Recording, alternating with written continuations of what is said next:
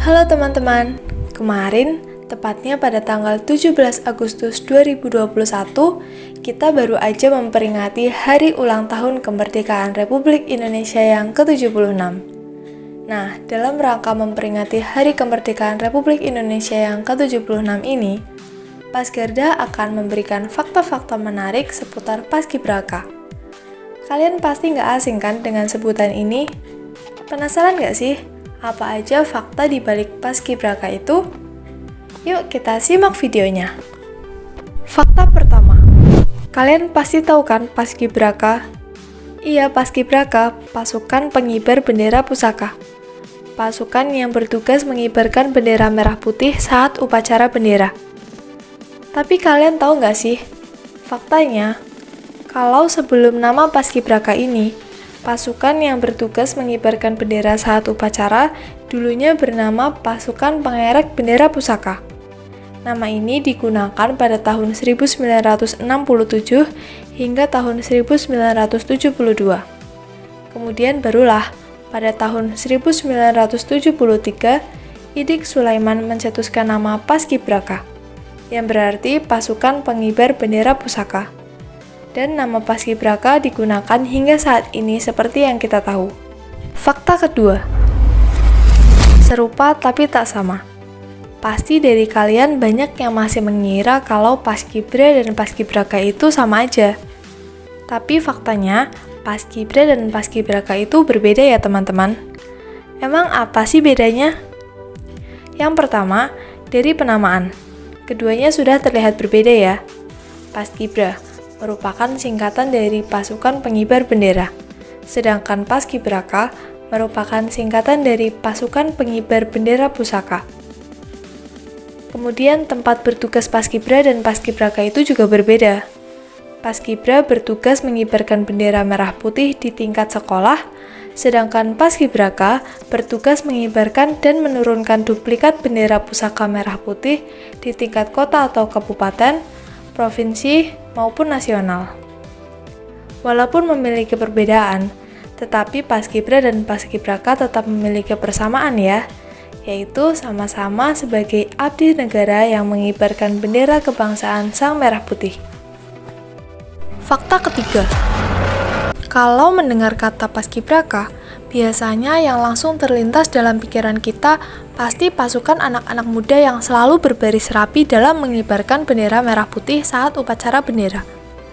Tetapi teman-teman harus tahu, Paskibraka itu bukan hanya baris berbaris biasa loh. Pada waktu pengibaran bendera pusaka merah putih, Paskibraka itu memiliki 3 formasi. Formasi ini senada dengan angka kemerdekaan Republik Indonesia. 3 formasi tersebut adalah: yang pertama formasi 17, yang disebut juga formasi pengiring atau pemandu, yang beranggotakan 17 orang. Formasi ini dipimpin oleh 1 orang komandan kelompok. Kemudian ada formasi 8, yang disebut sebagai formasi inti, alias formasi pembawa bendera.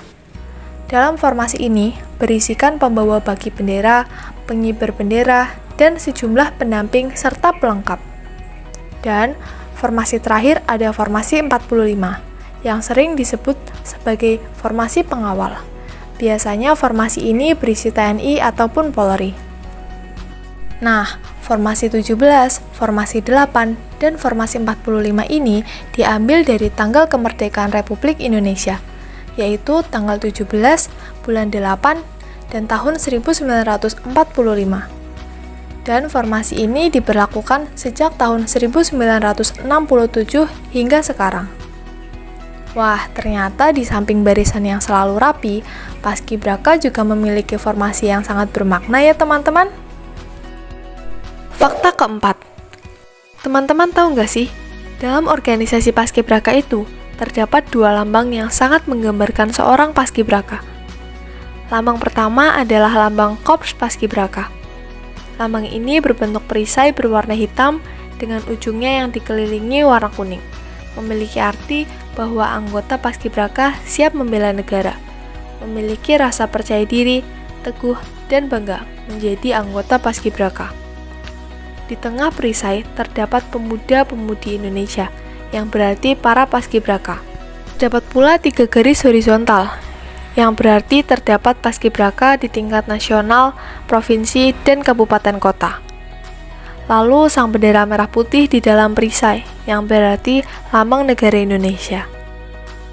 Kemudian lambang yang kedua yaitu lambang anggota paskibraka, yang berbentuk bunga teratai.